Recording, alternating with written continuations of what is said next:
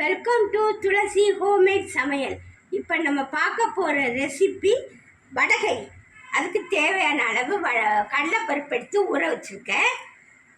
கொத்தமல்லி, கொஞ்சம் புதினா, கருவேப்பிலை, இஞ்சி பூண்டு பேஸ்ட்டு அரைக்கணும்.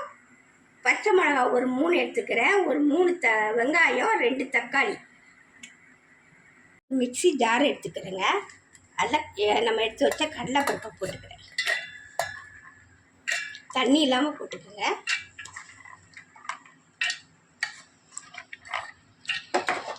இப்போ கொஞ்சமாக ஒரு சோம்பு கொஞ்சம் போட்டுக்கிறேன். கொஞ்சம் பெருங்காயத்தூள் போட்டுக்கிறேன். இப்போ இதை அரைச்சிட்டு வந்துடலாங்க.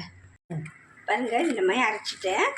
இப்போ இதை எண்ணெய் சட்டியில் அரை வேக்காடு தான் வேக போடணும். நல்லா வேகக்கூடாது. வடை மாதிரி நல்லா முருவை வேகக்கூடாது. கிள்ளி போட்டு, இல்லாட்டா இட்லி குண்டால கூட நீங்கள் செய்யலாம். ஆவி கட்டி செய்யலாம்.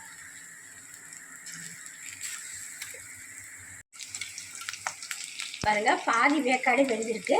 இதில் நான் கொஞ்சம் உப்பு போட்டேன், அதை காட்ட மறந்துட்டேன்.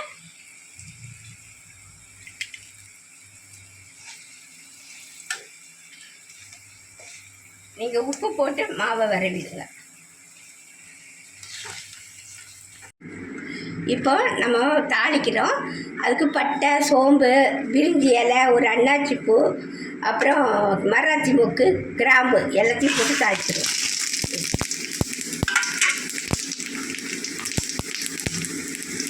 இப்போ வெங்காயத்தை போடுவோம்.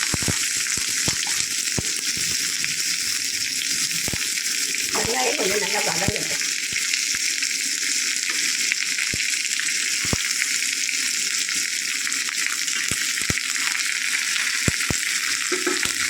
இப்போ நம்ம எடுத்து வச்சுக்கிற தக்காளி போட்டுக்கிறேன். தக்காளி, பச்சை மிளகா எல்லாம் போட்டு வதக்கிட்டு கொஞ்சம் இஞ்சி பூண்டு பேஸ்ட்டு போட்டுக்கிறேன். கொஞ்சமாக அந்த வதங்கறதுக்காக கொஞ்சமாக உப்பும் மஞ்சள் தூளும் போட்டுக்கிறேங்க. ஏற்கனவே வடையிலையும் கொஞ்சம் போட்டிருக்கேன்.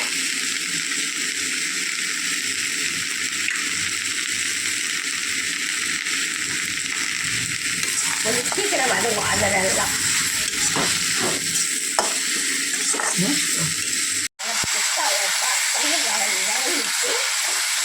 இப்போ எண்ணெயெல்லாம் பிரிஞ்சு வந்து பாருங்கள்.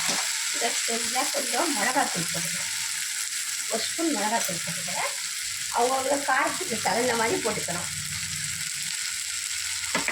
கொஞ்சமாக கரம் மசாலா தூள் போட்டுக்கிறேன். இந்த வாசனையே போகுதுன்னா தாளிக்கிறதுக்கு போடும்போது அந்த வாசனையே போகுதுன்னா விட்டுடலாம். உங்களுக்கு எக்ஸ்ட்ரா கொஞ்சம் வாசனை வேணும்னா கொஞ்சம் கரம் மசாலா போட்டுக்கலாம்.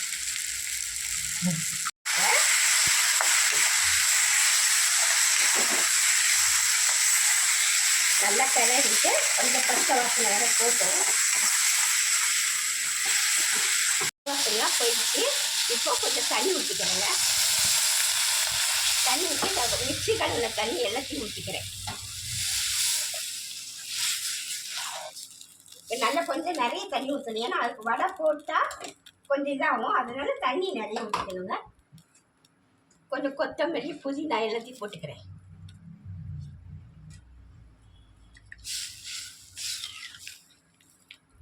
நல்லா கொதிக்கட்டும் இருக்கிறேங்க. இன்னும் வடையில் போட்டிருக்கோம், அதனால பார்த்து போட்டுக்கலாம். அதுக்கப்புறம்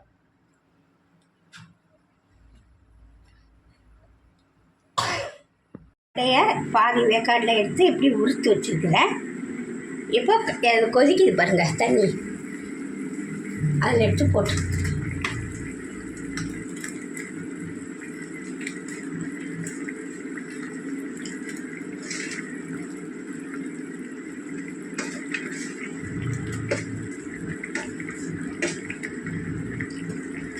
நல்லா கிளறி கொடுக்குறேன். கொஞ்சம் வெந்து வரட்டும். அந்த காரம் எல்லாம் அதில் உரைக்கிட்டோம்.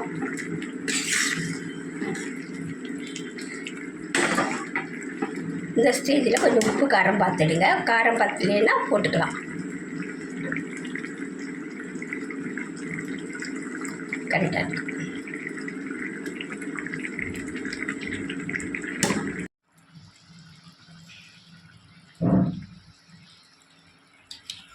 பாருங்கள் கொஞ்சம் கட்டி ஆயிடுச்சு. இப்போ கொஞ்சம் அந்த எண்ணெயெல்லாம் பிரிஞ்சு வருது பாருங்கள். இன்னும் ஒரு 5 நிமிஷம் இருக்கட்டும், அதுக்கப்புறம் ஆஃப் பண்ணிட வேண்டியதாங்க.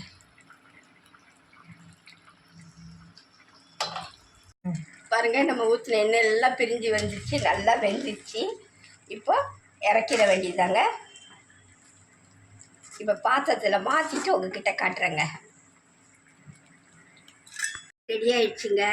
இது பூரி, இட்லி, தோசை, சப்பாத்தி, ஆப்பம் எல்லாத்துக்கும் தொட்டுட்டு சாப்பிடக்கூடிய அருமையான அட்டகாசமான ஒரு டிஷ். இந்த ரெசிபி உங்களுக்கு பிடிச்சிருந்தா சப்ஸ்கிரைப் பண்ணுங்கள், ஷேர் பண்ணுங்கள், கமெண்ட் பண்ணுங்கள். அடுத்த வீடியோவோட சந்திக்கலாம். நன்றி, வணக்கம்.